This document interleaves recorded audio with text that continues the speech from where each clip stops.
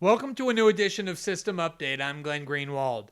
This episode explores the multifaceted and still evolving debates arising out of what is clearly the most significant, sustained, enduring, and historically important protest movement of at least the last several decades, which is the protest movement sweeping American cities in the wake of the murder by the Minneapolis police of George Floyd in late May. And regardless of what you think of that movement, there's no question that it is ushering in some fascinating and extraordinarily important and enduring consequences for almost every aspect of our society. And so we decided to do a one-on-one conversation to delve into all different aspects of the implications of that movement, not just the immediate questions like whether the movement is using the right tactics, what are its aims, whether it's succeeding in those aims, whether it's being co-opted, what it can do to prevent co-option,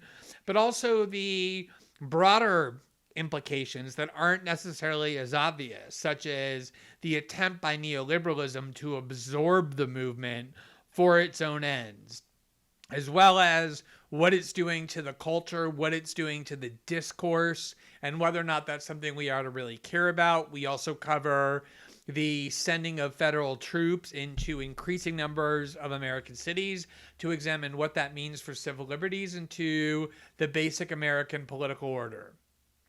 Joining me to talk about all of these issues is somebody who was once on my show at the very beginning, the second show that we ever produced once it debuted back in April, but it was a very limited conversation that he and I had. There were some topics that we discussed in relationship to the pandemic that actually shed light on what became the protest movement, even though the protest movement didn't exist at the time.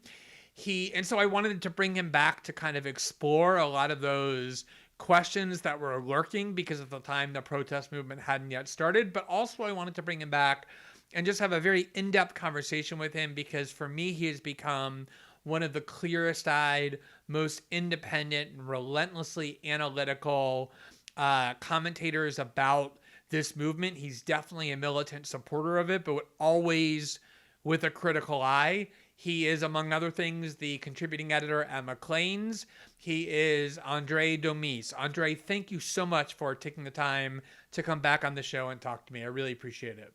Yeah, thank you for having me. So one of the impetus for me deciding that we wanted to kind of construct a show around a discussion with you is that the way we came together, for those who don't know, back in April, was that you were working on a long-form essay for Macleans about the civil liberty implications of the coronavirus and the pandemic and the measures taken in response.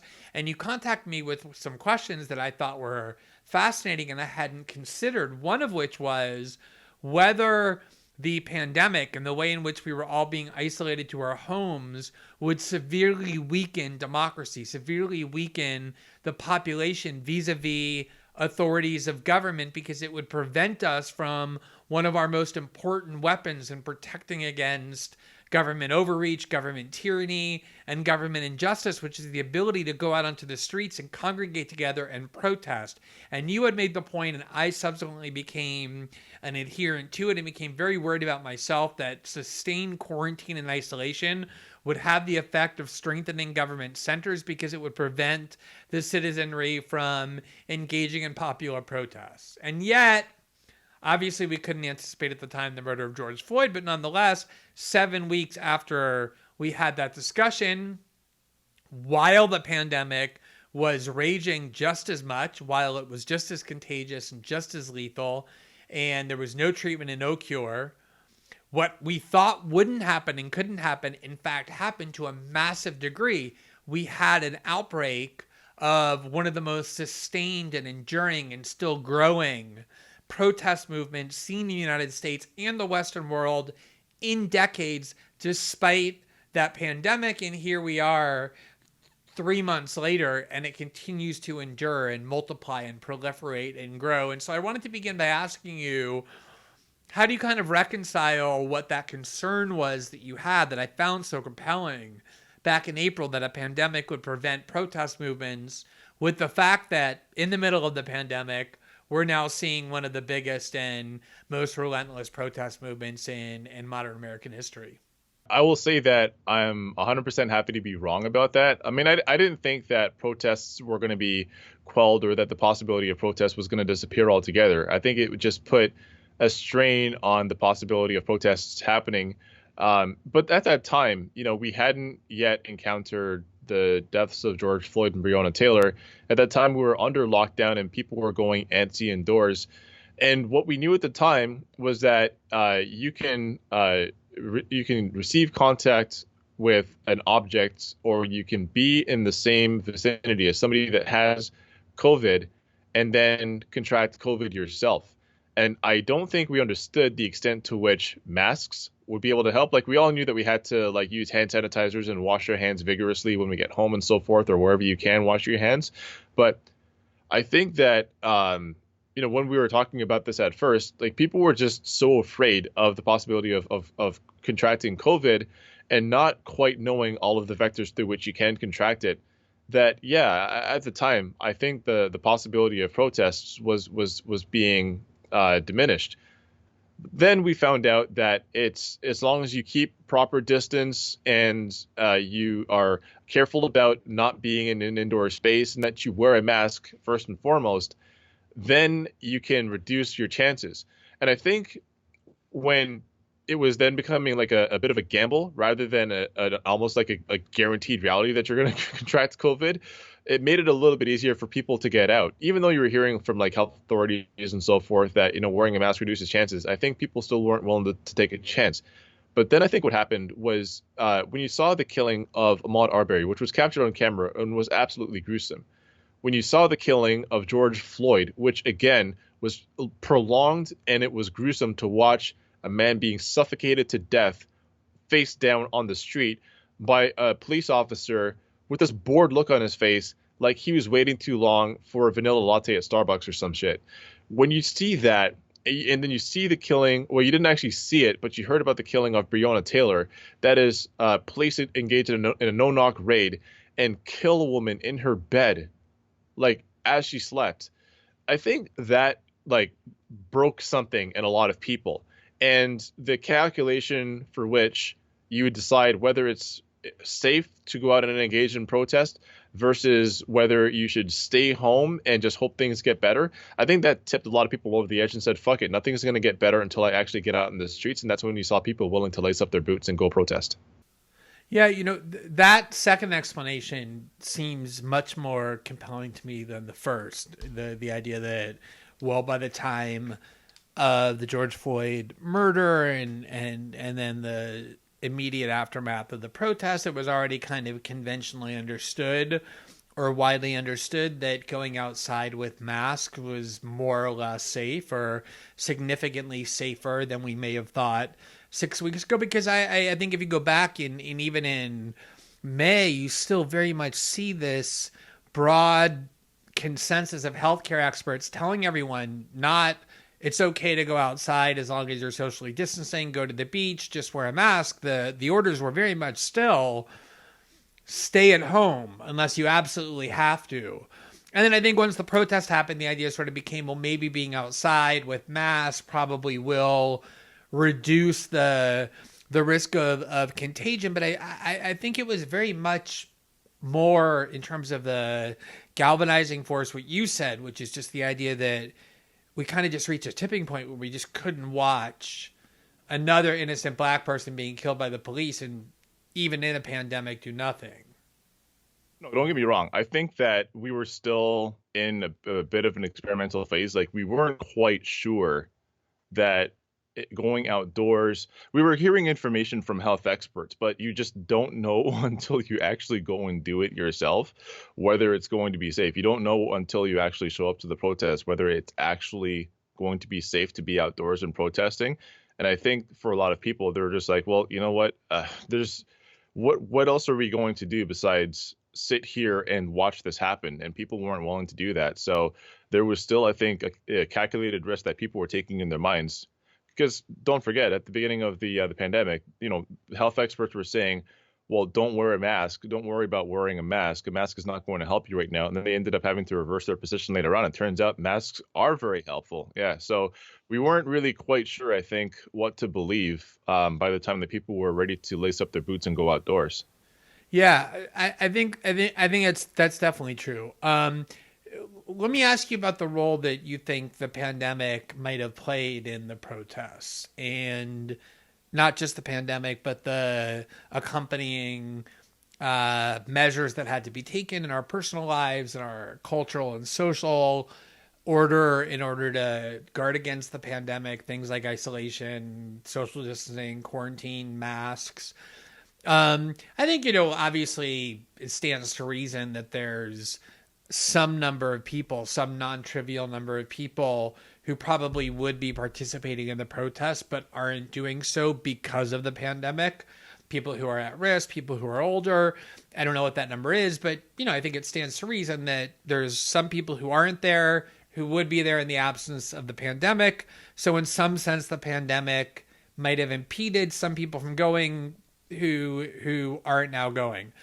But I wonder what your thought is on the converse, which is that when you stuff people into their homes for months, and when millions of people lose their job, which means they've lost their connection to community and to purpose, when they're scared because of this, the arrival of this incredibly complicated, fatal, frightening new virus about which we know very little.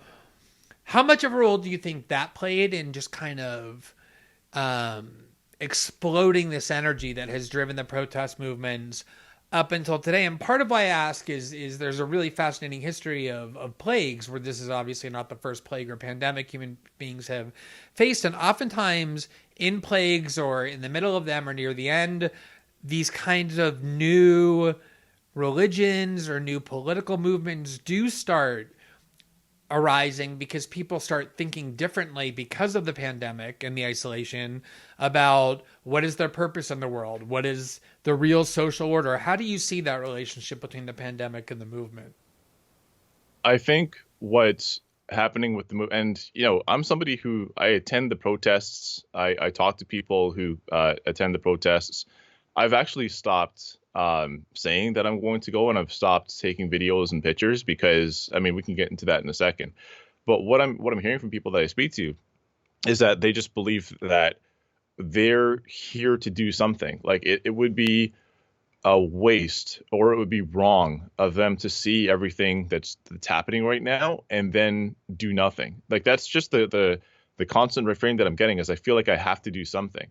And there's, in times of social upheaval, that's where like the critical role of mass movement comes into play.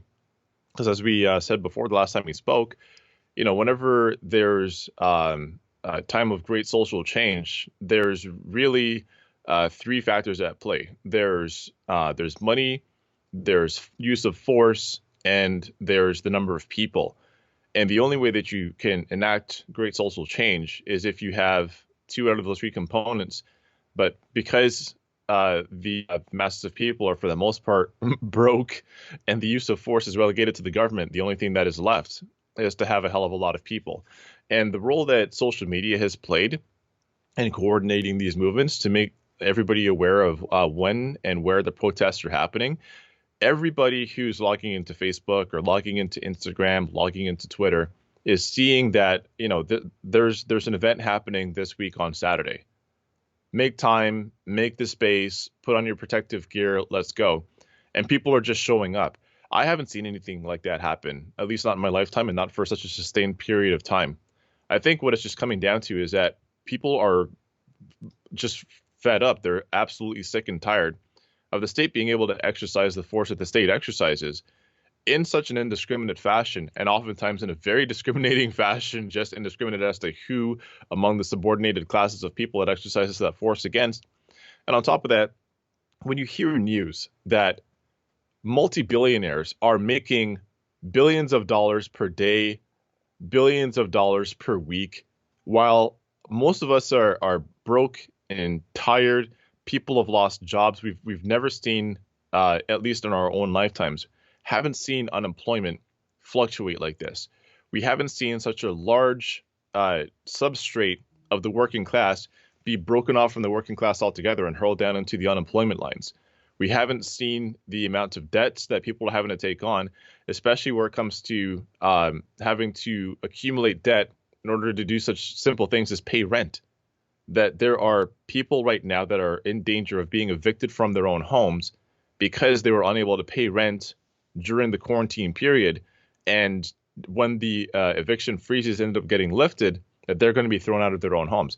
We're seeing this. I mean, I'm in Toronto, Ontario, Canada. The mayor of Toronto has done absolutely nothing, has done no sort of public or forceful advocacy to get the province to stay or keep the eviction freeze going or stay evictions from happening. Nothing to help renters get relief and so forth. So I think the culmination of all of these factors is just hitting people in the space where they feel like they have to do something or this world's just going to get worse. Mm-hmm. One of the things that I find very striking about the movement, especially given how long it's endured and how it continues to grow, is I think it's probably clearly the single most leaderless sustained protest movement I've seen in decades, if not ever. I mean, if you were to ask who are the leaders of the Black Lives Matter protest movement, using that phrase to describe these protests broadly, you really couldn't name not even just a handful, but any. I mean, it's not like there's one leader or a handful of leaders. There's really no leaders. It's a very kind of organic, bottom-up organizing, as you suggested earlier. It's being spread on Facebook and other social media, which was one of the promises of the internet, right? That we saw with the Arab Spring, was that it would enable people to organize by communicating with one another without having to rely on media outlets that are subject to government censorship. And in that sense, it's been really inspiring. But one of the things that happens with leaderless movements is that sometimes it's difficult to identify concrete grievances or causes and also concrete aims. And I remember during the Occupy Wall Street protest movement in 2011, defending repeatedly Occupy Wall Street from that critique. Like, oh, it's just, it doesn't have any leaders. They don't have any legislative goals. And I remember saying, like, look, sometimes just inchoate rage about the system and various prongs of the system is more important than like PowerPoint presentations that Washington consultants might create in order to define what the movement's goals are. And in fact, that can be a co-opting tactic, right? To start imposing on the movement those kinds of goals that are recognized in Washington. Nonetheless, I do think people have had a hard time defining what the movement is. I was just listening to you describe what you thought the problems were that were galvanizing people to action, and they seemed, at least on first glance, to be quite distinct, if not unrelated. So, first of all, assuming you accept my premise about this leaderless movement, do you think it's a problem that it means that there's a lot of different people going to these protests with lots of different agendas, getting Trump out of office, memorializing George Floyd, minor police reform, and then anything to kind of taking down capitalism and confronting racism? Even maybe different states have different goals. Is that a problem to you? And what is it that you personally see as kind of the principal outcomes of this movement, or in their most aspirational sense? I've spoken to people that have talked about police reform. I've spoken to people who say that they want racism eliminated in the abstract. I've spoken to people who've said that they want an end to capitalism. I've spoken to people that said that they want to abolish police. I've spoken to people that want a state of anarchy. That, you know, there's what they're looking for is to break down the state and to have us live under a sort of a municipalized society where the central role that the state plays, especially in its ability to inflict imperialist terror, not only on countries abroad, but on its citizens at home. I've spoken to people that have, you know, a broad range of interests. The only thing that worries me, the one that bothers me the most, is a sentiment that I don't necessarily hear very much at the protests, because the people who take the time to go out and put on the mask, lace up their boots, wear protective gear outdoors, oftentimes end up being the anti-capitalists. There are, of course, the people that go out because they feel that they have to do something, and hats off and respect to them. But for the most part, the people that I've seen that are present and very forceful at the marches are the ones who want to see a complete overturning of the way the system functions. Oftentimes they are socialist, oftentimes they are anarchist, oftentimes they are pro-black, and they're anti-racist activists. Like I've seen people from all different walks of life, and I do have a lot of respect for all of those tendencies. The one that kind of worries me, though, is the one that I oftentimes don't see at the protests. The ones that I see on the news, being interviewed for the 6 o'clock news, the people that I see being interviewed on the major news networks, CNN and MSNBC, etc. And that's what I called earlier, like the controlled opposition. The people that say, well, it may not be realistic to abolish the police, or it may not be realistic to defund the police, because people still have to be protected and people still need to feel safe, and so on and so on. So what they'll do is they'll take talking points that they heard at the protest and then sort of spin it in their own safe language. And this is the sort of the buffer class of people that take the actual demands and what people are calling for at the protests and make it palatable for viewers at home that may not know exactly what these protests are all about.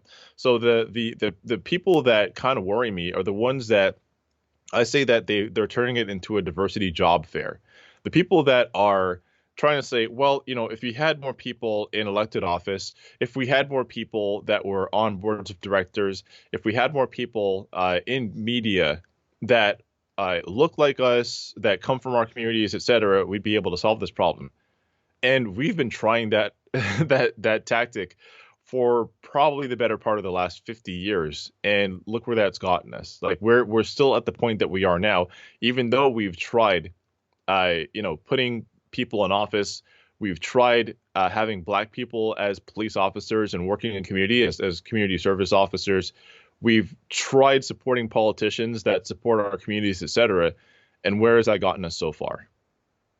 So the ones who have shifted the focus from working class Black people that face the worst and most violent effects of white supremacist violence, both from the state and from other people, that's where the conversation began. And when the conversation ends up talking about microaggressions in the workplace and talking about feeling strange as eyes are on you as you take your seat on a first class flight, that wasn't what we were talking about in the first place, and that's the part that worries me.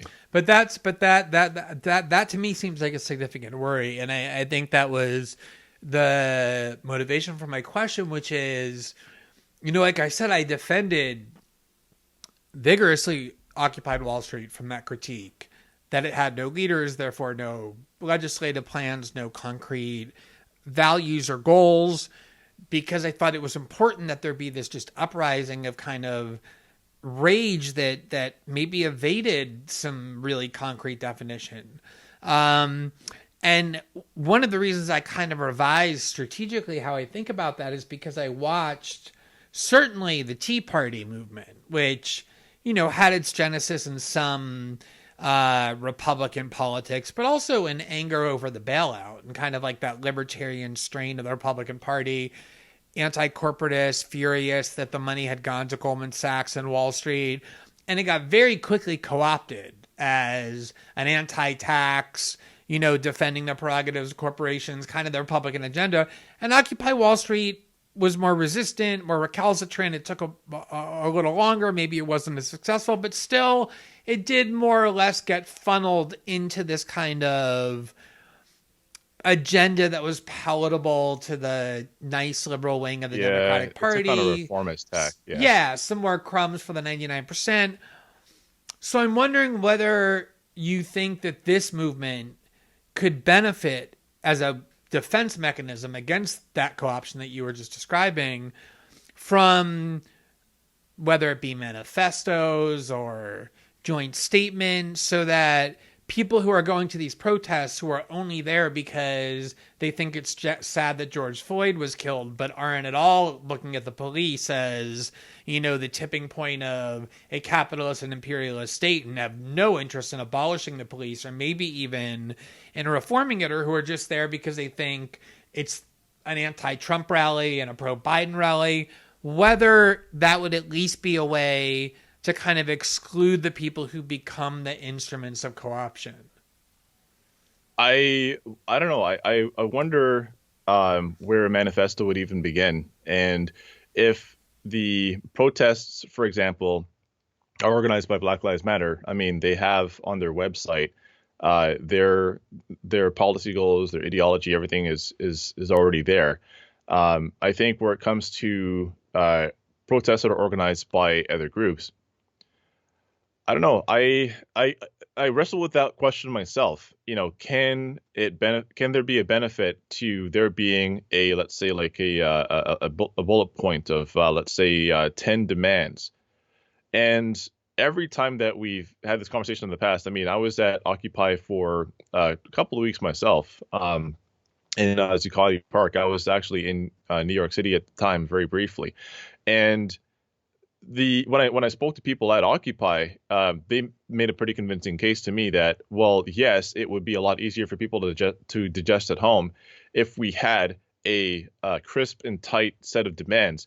But then the question is, are those demands going to be good enough? Are they actually going to repeat what we say on the evening news? Even the things that we have been saying that we say right in front of news cameras when we're being interviewed, they're getting, let's say, like 2-second snippets out of everything that we've just said, and they're describing us as being not only leaderless but pointless as well. And I kind of got that. Like there is going to be that obscurantist mode that media takes, that even when you've done the work of making these very specific and very cogent demands, they're still going to make it seem like a disorganized and just movement of the disaffected and the apathetic anyway. So I kind of get that. The other part is, 4 years ago when the protests were in full swing, and this was after the killing of Mike Brown, Alton Sterling, Philando Castile, etc., there were very specific demands back then as well. And then we went into this very slow 4-year cycle, and we watched the process of co-optation happen. And what's interesting to me is that we've watched the process of co-optation happen all over again, but in fast forward this time. Like there's nothing that's, I would say, happened now in the process of recuperating the movement from the protesters and making it palatable for the viewers at home that don't really have a dog in this hunt. That's happened over the course of the last 8 weeks, and it's been pretty interesting to watch, because the things that I hear people saying at the protests are not what I hear the news analysis covering it that night repeating. So I don't know. I mean, it could help, but I don't think you're ever going to be able to stop the process of recuperation and co-optation regardless. 4 years ago, I don't know that we would have seen corporations tweeting out and saying on Instagram or putting in hashtags Black Lives Matter. But does that matter anyway? That itself is the process of capitalist recuperation. That is willing to say the thing that you want to hear, because it's going to adapt. It's going to organize itself in such a fashion that it's going to tamp out resistance to itself. So when corporations are tweeting out Black Lives Matter, but then continuing practices as status quo, they're still lobbying the federal government for money. They're still lobbying to keep the minimum wage low. They're still stamping out unions. Does that actually make any difference? And I don't know that words are going to be enough. I think it's going to be specific actions to limit the power of corporations, to get money out of politics, to give more power to people to collectively organize, whether it's inside of labor unions, whether it's tenant unions, etc. Like there's going to be a reckoning, I think, for people who've heard everything that the protesters have said and chosen to translate it in such a fashion that it doesn't actually threaten the system at all. I think that's going to happen. So that's to me, like that's the brick wall, is translating what it is that people are actually saying to how policy turns out, and we're not there yet. Yeah, I mean, but to me that seems like a critical, I would even say a fundamental challenge to the people who are at the movement for reasons more substantive than those kind of lighter, more pleasant, superficial changes that make people feel good, but that pose no threat whatsoever to the core systemic policies. And I think that the tension that you're describing came about from the fact that the George Floyd murder was so indisputably horrific, right? Like, even in the past, with some of the worst shootings by police officers of innocent African Americans, there was the room for enough of a culture war to say the victim did something provocative, the police made a mistake, but in this case, no decent human being by definition could do anything other than express horror and revulsion at what they saw. So there was no room for corporations or anyone else to do anything other than say, we're going to now be expressing solidarity with the movement that has arisen to denounce this. But obviously, at the same time, those institutions are anything but revolutionary. So at the same time that they are kind of compelled to endorse that message or express solidarity with the movement, of course they're thinking about ways to make sure that the movement that they're forced to endorse is one that doesn't in any way threaten their interest, and in fact might end up even helping it. I mean, one of the things that, kind of sticks with me when I think about this problem is I remember after the Snowden reporting, when both GCHQ and NSA were suffering from their lowest morale, and their polling data had never been lower, and what they started to do was they started to embrace progressive social justice and diversity causes. Like, the GCHQ building literally bathed itself in the rainbow flag. I remember that day really well because I vomited at least 11 times. And the CIA has like Women's Day. And so when you see like Procter and Gamble producing what is an emotionally moving ad about how African Americans feel excluded, it is incumbent to ask, why are they comfortable doing that, and how do we make sure that effort to transform this into something harmless doesn't work? And I'm wondering if you think there's been enough thought and enough work among the protesters and organizers about that question. Well, I mean, what can you do, right? Like, you're never going to be able to stop the process of co-optation. So what was a radical statement just a matter of years ago, that is Black Lives Matter, is now a statement that corporations are willing to say in order to protect themselves. Like, you're never really going to be able to stop the process of co-optation. There's not, I don't think, anything radical enough. Like, I've been talking about Black Power for a little while now, not only because it makes a good statement, but also because the book Black Power by Kwame Ture and Charles V. Hamilton outlines the process of imperialist violence that's carried out on Black people at home. So when I talk about it and when I quote from it and so forth, it's not just a matter of aesthetics. It's also a matter of, you should probably read this book. The blueprint is right here inside of the book. I saw the Procter and Gamble ad that you're talking about. This is where there's a Black man that wakes up out of bed in the morning and he goes about his daily tasks. He takes his son, looks like he's probably taking him to school, like he's crossing the street with him. And as he's crossing the street, he sees a white woman in her vehicle and she's got the window rolled down. But when she makes eye contact with him and his son, the window rolls up. That he goes to the pool and he's teaching his son how to swim or how to float. And people at the pool are looking at them strange. He's at work and he tries to catch the elevator and it's full of people, and the people look directly at him, like right in his face, and they let the elevator door close as he's running to catch it.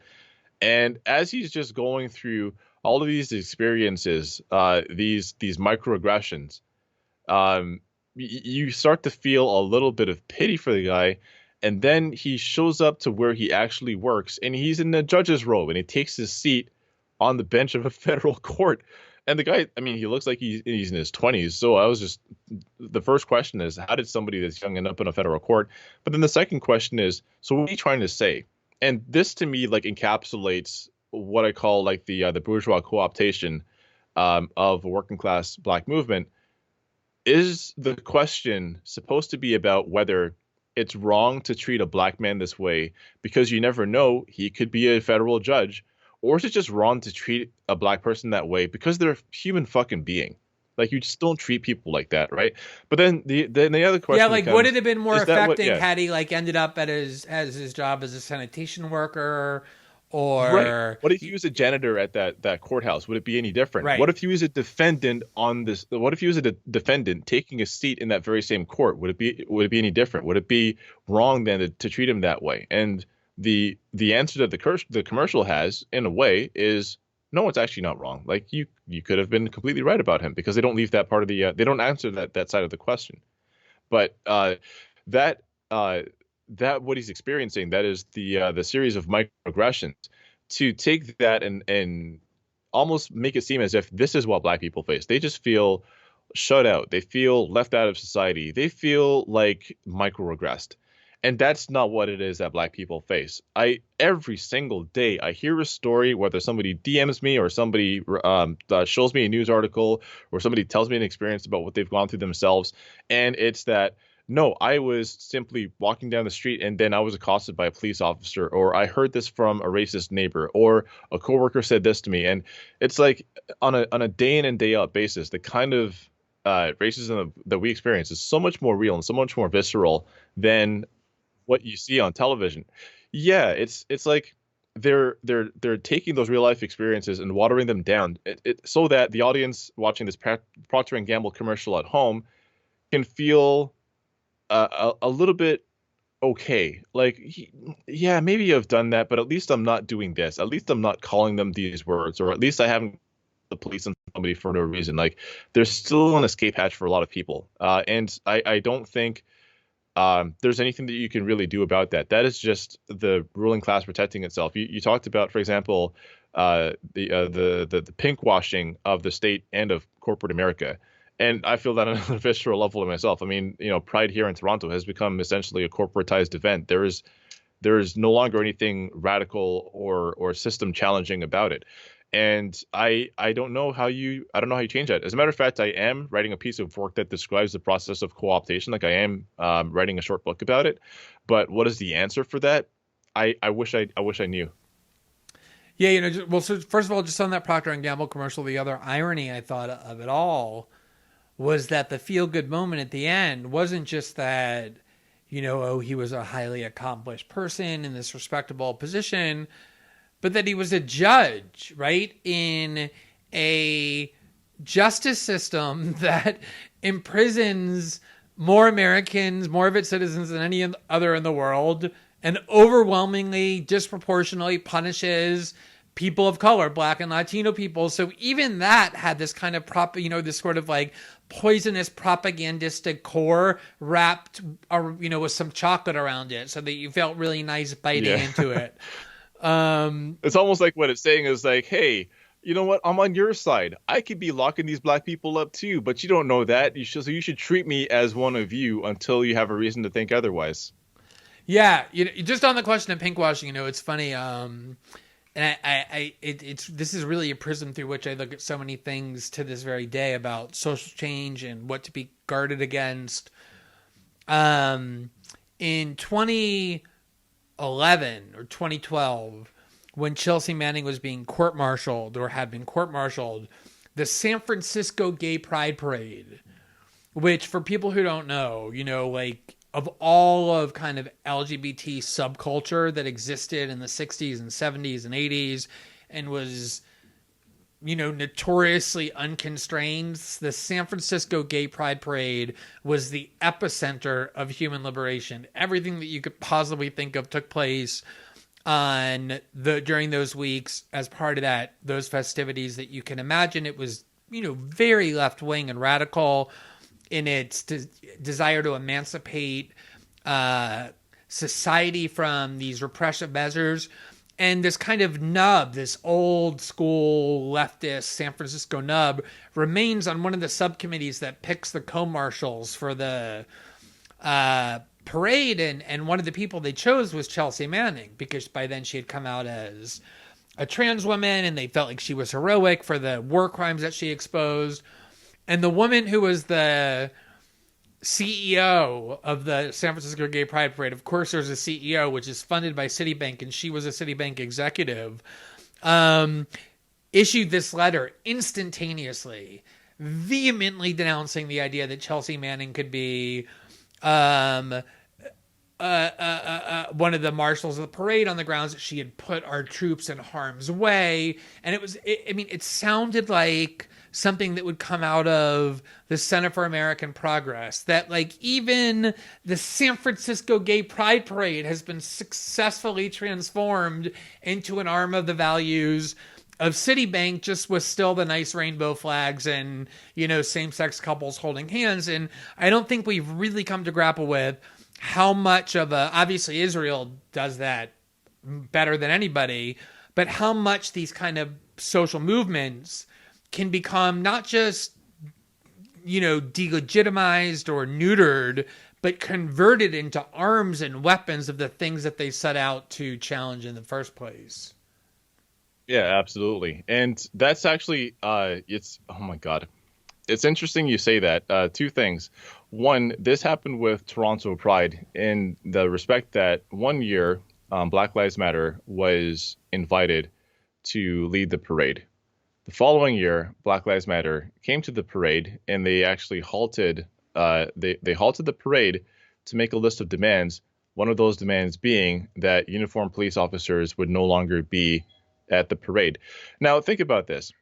The same Toronto police, like the same organization that had conducted bathhouse raids and was vehemently oppressive to the LGBT community in Toronto, not even just up until recently, it still is. I'm not sure if you heard about the serial killings where the community was imploring for the Toronto police to look into a series of disappearances, like people that they knew and loved were going missing.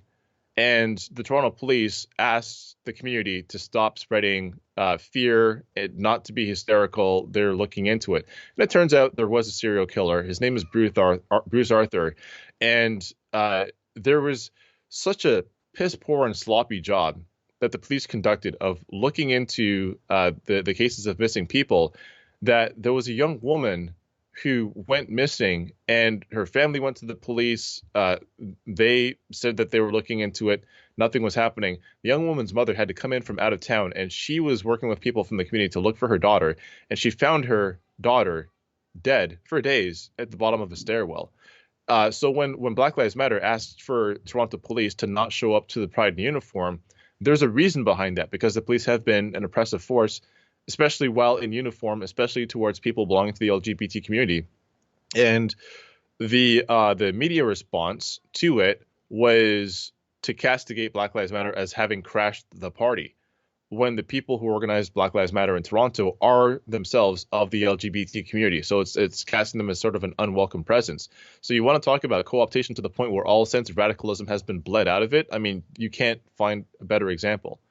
So it's like I don't even know where you start and end with that. The parade itself has essentially become just a feel-good party. The second thing is that there's an organization called the Black North Initiative. And what they purported to do was to pull together an NAACP of the North. That is an NAACP of Canada. Although you might, if you know about the history of the NAACP, it actually was organized as the culmination of the Niagara Movement, which is where Black people came from the U.S. They crossed the border into Canada to put together a series of demands and put together an initiative that became the NAACP, but it was actually born in Canada. But they purported to put together an NAACP of the North. But the board of directors is almost entirely composed of CEOs. The CEO of Scotiabank, the CEO of the Canadian Imperial Bank of Commerce, several capital management companies, the former Governor General of Canada. And the interesting part about this, although I guess maybe it has something in common with the NAACP, is that less than half of the board of directors are themselves Black people. So the organization, which was put together by a Black man, was composed entirely of the ruling class. Nobody from the community was asked to participate, to plan, to be a part of it. Nobody. it was all CEOs, and on the committees, there's a committee of people that, I mean, there are people that talk about youth initiatives, people that talk about health initiatives, etc. But on the youth safety, committee chair is the current chief of police of Toronto. So you tell me, I mean, what can we really do about this? There's always going to be a class of people that belong to the identity of the people that are being oppressed. There's always going to be Black people. There's always going to be people from the LGBT community. There's always going to be people from Muslim communities. There's always going to be people from Latino communities. There's always going to be a buffer class of people that says, hey, I actually face this kind of oppression too. And here's what I think. But their interests are not aligned with the masses of the people. Their interests are aligned with the status quo. And it's their job to essentially seize away the microphone, to seize away the attention, to seize away the stage, and make their interests, which align with the ruling class's interest, the most important to accomplish. So looking at this Black North initiative, and I did a tweet thread, and I showed the pictures of all the people that are on the board, and I said, well, you're claiming to be a group that is going to ameliorate the conditions of Black Canadians, and yet, just like almost everywhere else, your board is not Black controlled. That's pretty interesting. I don't know. There's not much you can really do about that except call attention to it and continue to agitate, continue to mobilize, continue to organize. Because let me ask you about that. Us. Let me check. Yeah. Let me just kind of push back on that, or not necessarily push back because I don't necessarily disagree. I just want to kind of explore whether there are things to do on just like that broader issue of co-option and how it functions. It's kind of like the neoliberal squid absorbs whatever successful movements, whether over its opposition or with its indifference, end up emerging, and then it just kind of like gets absorbed into the neoliberal order perfectly. The writer Freddie DeBoer, who disappeared for a couple of years, I think my favorite tweet in the history of Twitter was in 2017 when he said 20th century liberalism is demanding more gender diversity on the next General Dynamics board of how to craft a better drone or a more efficient drone. And then Twitter sort of took that and it became more women police guards. I mean, clearly there's an attempt to take these social justice causes and turn them into instruments of you don't think there's tremendous value in having more women ice guards? I mean, how dare you? Or drone operators. But about the question of whether there's something that can be done, one of the things that has interested me in your commentary is that you have been very aggressive and assertive about drawing lines between what parts of this movement you think are trivial and kind of besides the point, and which parts you think are central or at least, worthy causes. And the way I've seen you frame it multiple times really resonated for me, which is, when like white cartoonists announced that they were no longer going to voice people of color characters. What was the other bullshit example? The big bullshit example? Like taking off old Friends episodes or whatever. Yeah. The way that you framed it. Yeah, apologizing for episodes of 30 Rock, or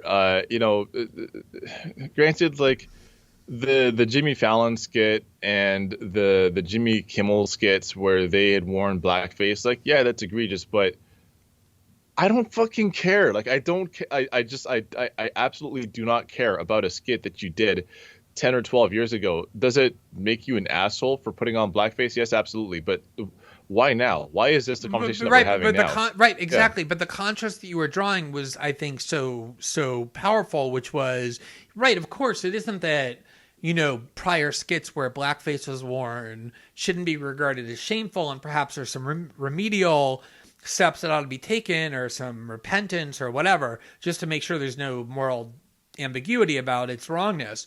But as you say, like at this moment, right, where everything is being fundamentally challenged and subverted in a way that we haven't seen in our lifetimes. Maybe you go back to the 60s and those protests, and I'm not even sure those were as kind of disruptive and significant, but those are the only things I can think of that remotely compete in the Western world when it comes to these kind of protests, to be focusing on that now. And so the example that you contrast it with is the one that first really triggered my excitement over this movement, which was the burning of the Minneapolis police precinct that killed George Floyd, because I remember that was the first time I tweeted about it, and I said, you know, people were freaked out about the violence, and I said, look, if anything, the violence is overdue. And I wasn't really, you know, being very thoughtful or rational. I was reacting instinctively, like, how many more of these can we watch until something else is done besides more protest and more nonviolent marches and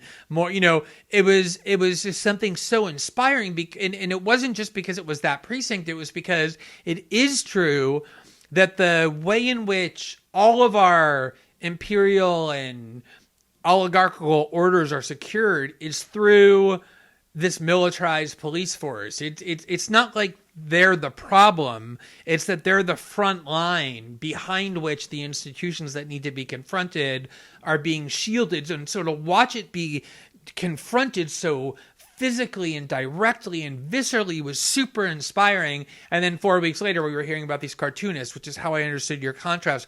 So I'm wondering whether, if there's more of an effort to say our movement is not about, you know, Procter and Gamble ads and Nike Instagram signs and cartoonists and, you know, 20-year episode of Friends. It's about X, Y, and Z, whether that's a way of kind of helping to crystallize what it is, even if it makes it less media friendly. And I'm so wondering, though, when you say that those kind of things are a distraction to what the movement began as, the critical issues that it was at first focused on, what to you are those really meaty critical issues? Like, what are the goals of this movement, whether unrealistic but nonetheless worthy to strive for and advocate, or actually realistic?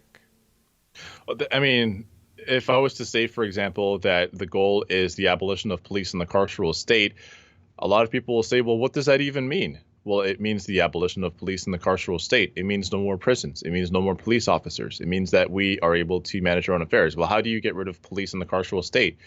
You cannot have a system that doesn't produce criminals unless you get rid of the system altogether, which means ending capitalism. That means realigning our social arrangements such that we are operating under a socialist system. Is having a socialist system going to solve the carceral state? No, absolutely not. There are societal problems that we're going to have to address at the micro level. So then the question becomes, well, how do you solve all of these problems at once? And you have to take steps towards it. So the tough part in getting people to radically reimagine our system of social relations is people are a lot more comfortable, or I shouldn't say comfortable, but they're a lot more willing to move away from pain than they are towards pleasure. And the pain of unfamiliarity, that is, what does a system look like without police? Well, if you read The End of Policing, for example, there are many examples and many suggestions for which a system that doesn't have policing actually looks. You know, who do we bring in the place of these armed agents of the state, the people that have the monopoly on the use of violence? But getting people to actually read a book or getting people to understand a different form of social relations, people talk about, like, you know, capitalism and socialism, et cetera, as if it's economics. It's not. It's how we relate to one another.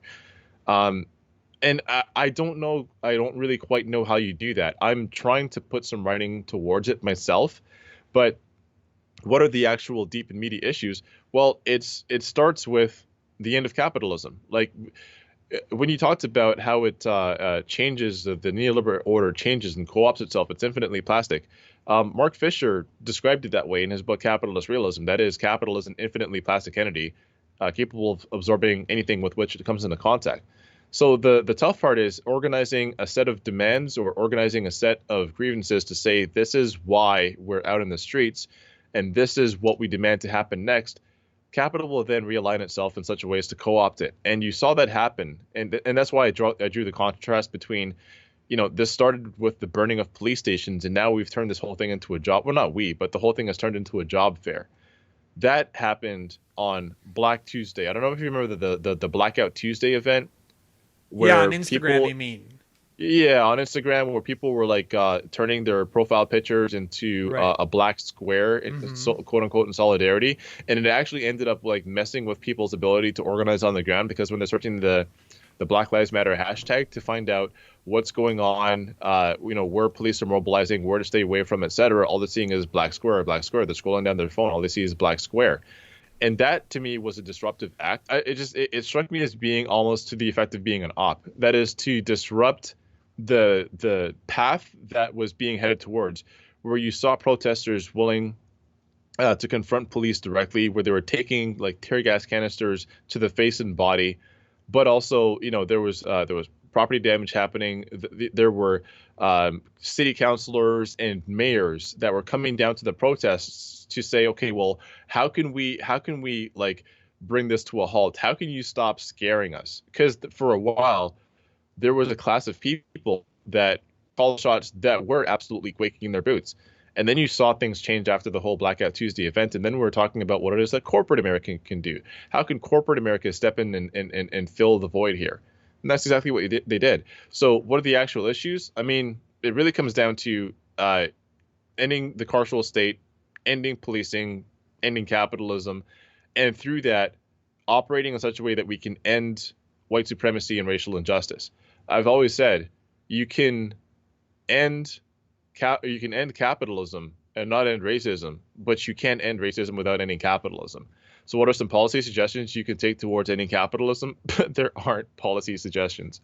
It's simply changing the system of social relations itself. What are some steps that we can take to get there if we're talking about specific policy solutions? Well, I don't even think that taxing billionaires more is even going to be the answer. I think having a strict set of guidelines, that is, a CEO and the executive board company cannot earn more than this multiplier of their workers. That bringing back labor power to the workplace, where workers can collectively organize without being undermined by their bosses. For example, there's a fairly large distribution center not too far away from me where the workers were able to organize and took a vote, and they voted to organize as a union. And then when they showed up to work the next day, they were all locked out, and then they ended up getting let go.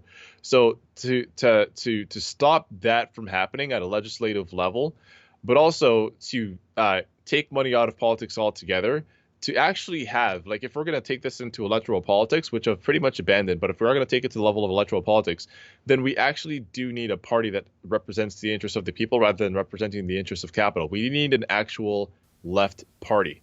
So where does that stop and end? Wish I had an answer to that question, but that's If I what's could just driving. interrupt, because that's like actually the perfect segue to what I wanted to ask Yeah. you next, and I just have a few more questions. I actually have a lot more questions, but I'm going to narrow it down to a few because we've gone on for a while. It's an incredibly fascinating and multi-pronged topic that sprawls all over the place in a way that's really fascinating. But I wanted to ask you about the role that you think Trump is playing in this, and obviously the answer is probably different where you are in Canada than it is in the U.S. But one of the things I've definitely noticed is there are obviously a lot of changes motivated primarily, if not exclusively, by Trump. The judiciary is way more active in invalidating unconstitutional grounds executive orders and other actions of the government than they ever were during the Bush 43 or Obama era, even though there were just as many actions in need of constitutional invalidation. There's more congressional activism. There's obviously a much more adversarial media, which is something that I've been advocating for a long time. And then clearly there's a lot more citizen activism and protests, which is great to see in America, where we haven't seen it in decades. And it didn't just begin with George Floyd. We saw it with the Muslim ban, the Women's March, lots of other things with huge numbers of people flowing out onto the streets. One of the reasons why, even though those are things I've been calling for and advocating for and, objecting to the fact that it didn't exist for more than a decade, that I'm not so excited about it is because it seems very contingent on the unique reaction to Trump. The idea that Trump is this unprecedented danger, that he's a white supremacist and fascist in a way that no other, Joe Biden just said this week that Trump would be the first racist leader, which Yeah, the first ever racist leader. I wonder if that comes with the plaque and how many presidents would be upset if he got it. Um, if Joe Biden is elected in November and there's at least a perceived sense of return to normalcy, meaning the way things were prior to 2017, which means all of these systems we've been discussing are very strong and in place, maybe stronger and in place because now they have a prettier, more tolerable face with Joe Biden and Susan Rice and all those Samantha Power and all those people he's going to usher in. Maybe those institutions are going to be stronger. Do you think this movement is going to dissipate based on the perception that the acute threat of fascism and white supremacy is now over as a result of Trump's defeat? I don't know. Did America stop being an imperialist state? Or does America stop being an imperialist state upon the election of Joe Biden and him taking office?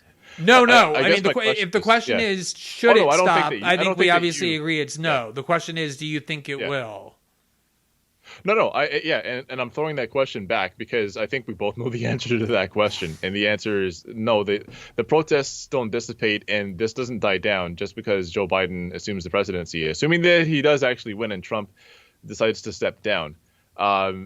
I guess my question is, if you put somebody into an elected office and using the already existing powers of that office, they were able to enact a fascist agenda, not having given more power to themselves, but using the powers that were already either enumerated or assumed that they have.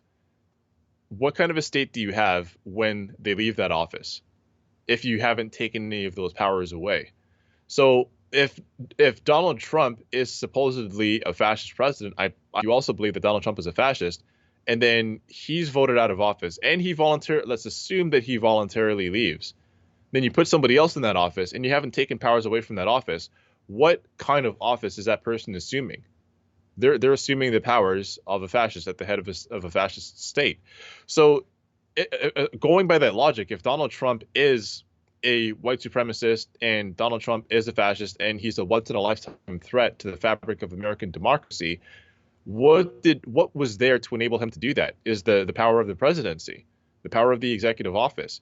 If the executive office can wage nonstop warfare on whichever nation or country it chooses, if the executive office can assume these powers where they send what they call police officers, but are essentially the federal armed forces into an American city to kidnap people, to put them in vans and drive them off to who knows where. If that president can enable an act that allows protesters to be fined and jailed for tearing down statues of Confederate leaders, then what kind of presidency are you voting for? It's not even so much a matter of voting for Joe Biden. It's voting for or participating in the reification of a presidency that enables fascism. So I guess if anybody has an iota of principle, and every single person that I've talked to at the protests in the U.S. does have deeply held and deeply embedded principles, then no, if you have any principles, then you're not going to stop protesting. You're going to keep going until some of these powers are stripped away and until we do change our system of social relations. Donald Trump is not a once-in-a-lifetime threat. Donald Trump is taking advantage of a system that already existed, and he's very good at it. He did that when he was in entertainment. He did that when he was in real estate, and now he's doing that with the presidency. He took an open opportunity because it was made available to him. So just the last couple of questions, I just want to change focus a tiny bit and ask you about. Let's go back to some of those examples that you had been denouncing as trivial, and not just trivial, but a distraction to what had been this much weightier focus of the movement. Things like white cartoonists stepping down and, different episodes being canceled or taken off the air, the whole white fragility debate.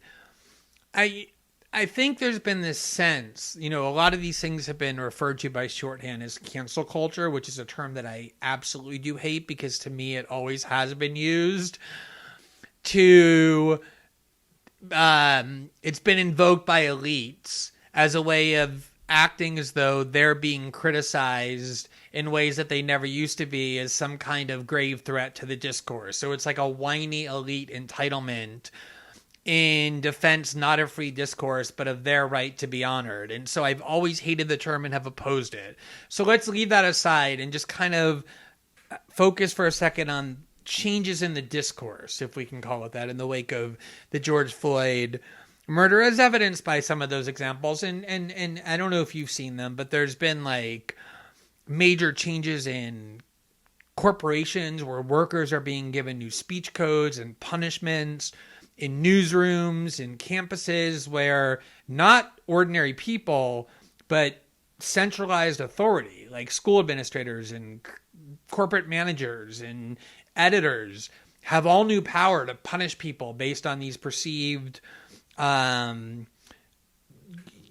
violations or transgressions. And it also is turning people against one another.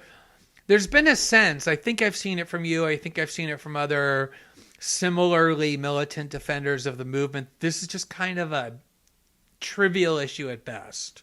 That this is just not the moment to be talking about it. And I just wanted to give you a couple of very brief reasons why it's arguable that it actually relates quite centrally to the movement and is important to talk about it precisely at this moment. The first of which being that we've spent, an hour now talking about some pretty divergent views that are all reasonable and valid about what the Black Lives Matter movement ought to be and its aspiration and its goals and its tactics, whether some tactics are counterproductive, whether the inclusion of some people and some messaging isn't it more important than ever when there's more at stake, also with the pandemic and the unemployment crisis, to preserve free discourse as much as possible so that movements aren't blinded by a kind of homogeneity, but instead allow a free airing of dissent where people aren't afraid or petrified of excessive social ostracization or losing their jobs for doing so. And then secondly, and I think a little bit more deeply, and I think you and I have had a little bit of this conversation the first time that we talked, if you're going to have a movement that's as ambitious as the one that you're describing, right? Like burning down police precincts, not one, but many, ending capitalism, upending the neoliberal order, breaking up federal police. If we're going to have any remote chance of success for that, it's going to require immense social solidarity between citizens, like we've never seen before, across ideological lines, across political lines, because it's already such a daunting task that if we're at each other's throats over trivial things, it seems to me that that movement gets weakened. Are those good enough reasons why those kinds of issues are worthy of consideration given the weightiness of the moment? Okay, so that's a multi-partite question. I'm going to do my best to thread the needle on that one. But by the way, I hate you for linking all of those things together to make me have to answer a question very simply. So let me take as much time as you want, like I did. I don't want to constrain you. All right. So I don't. Okay. Does a cancel culture exist?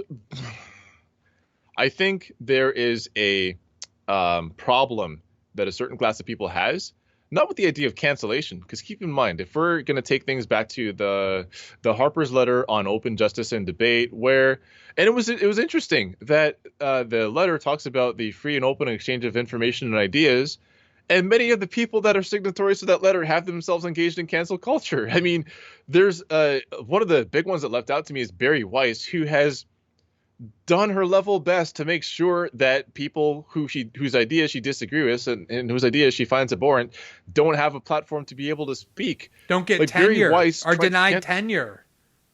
Right. So it's like there are people that signed on to this letter that talked about the importance of the exchange of free information and ideas, and yet they have, for example, Stephen Salaita, when he was moving from one university to another, ended up losing his job because people came out against his ideas, especially his support for BDS. If anybody on that letter was at all concerned with the free exchange of ideas, would have absolutely canceled themselves for denying Steven Salida a job and denying his ability to get tenure so that he can exchange in the act or he can engage in the act of exchanging free information and ideas. The other part of that is when people have a problem with cancel culture, I don't think it's so much the cancel part as it is the culture. Their ability to cancel somebody out, and I really fucking hate that word cancel. So let's just say silencing people. All right. Yeah. What they want to do is muzzle people and shut people up and deny them their ability to participate in any sort of discourse. So they've always been okay with that. The fact that when Colin Kaepernick kneels, Donald Trump wants to quote unquote cancel him. The idea that when somebody speaks against the U.S. government, I remember Cynthia McKinney, for example, was very vehemently forceful in her rhetoric against U.S. imperialism, and she was quote unquote canceled. So there are some boundaries and strictures around which you have to contain yourself. You have to make sure that you're not saying the wrong thing around the wrong people. Even us having this conversation, the fact that we're having it online, I don't feel that I can speak completely freely because who could possibly be listening in on this conversation? I have no idea.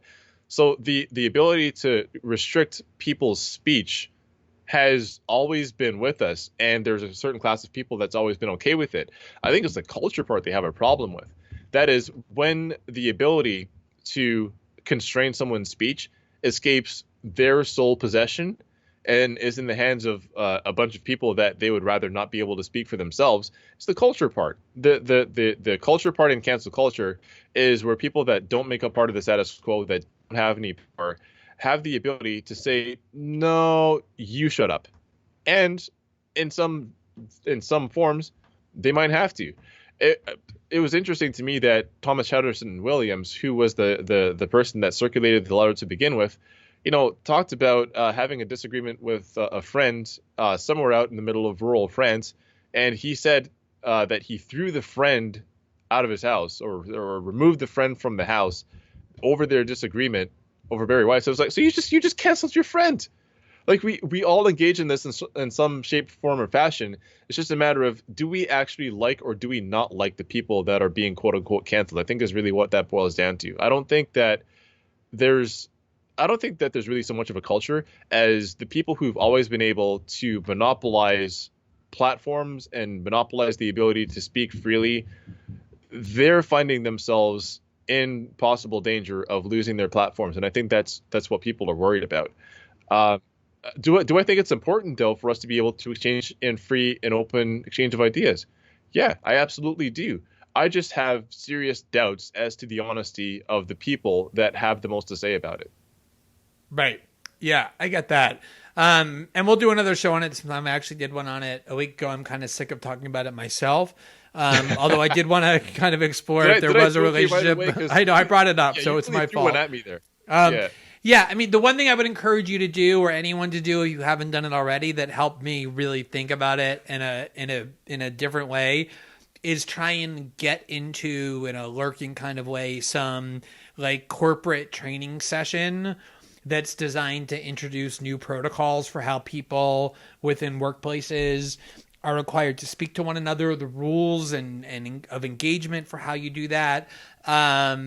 The changes are really quite radical, and the people who aren't going to end up being constricted aren't, the J.K. Rowlings and David Frums of the world who are totally safe. It's going to be people who don't have tenure, and young journalists watching jobs disappear, and people in corporations who have zero platform. And there's going to be a lot of self-censorship. That to me is the worry, not at all the people who are whining and complaining. But let's go back to the protest movement. Let me ask you this last question. Obviously, one of the most significant things that we've seen is the deployment of federal troops in American cities, beginning with that horrific scene of the protesters in Lafayette Park being cleared with tear gas just to allow Trump his photo op and his stroll to the church. Before my life was upended last year in Brazil by a source that contacted me in May and gave me this incredibly explosive archive that took up the rest of my journalistic life for the next 10 months into 2020. The book that I was writing was about how the war on terror is increasingly being brought home to Western democracies, militarizing our cities, militarizing all government agencies like you would see in Baghdad or Fallujah or in Afghanistan, in anticipation of what people know are going to be serious uprisings of instability over things like primarily economic inequality, but also racial inequality and the way they're inextricably linked. And when you have an expectation of uprisings, you can do one of two things. You can either appease the people who are angry through some minor reforms that at least make them feel like they've gotten something, or you can say, you know what? We're not going to give them anything. And if they try and move out of their place, we're going to arm ourselves to the teeth and we're going to crush them. And Western societies, particularly the US, have chosen the latter. We're seeing that now.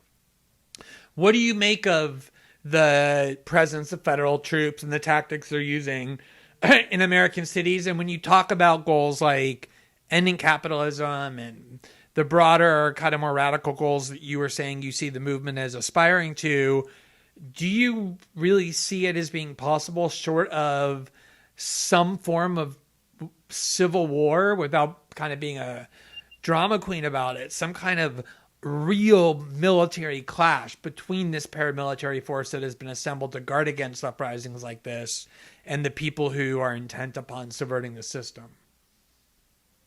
I don't think that it's all that surprising. I mean, we've been told for the better part of, I would say like close to a half century, about the means by which fascism abroad becomes fascism at home.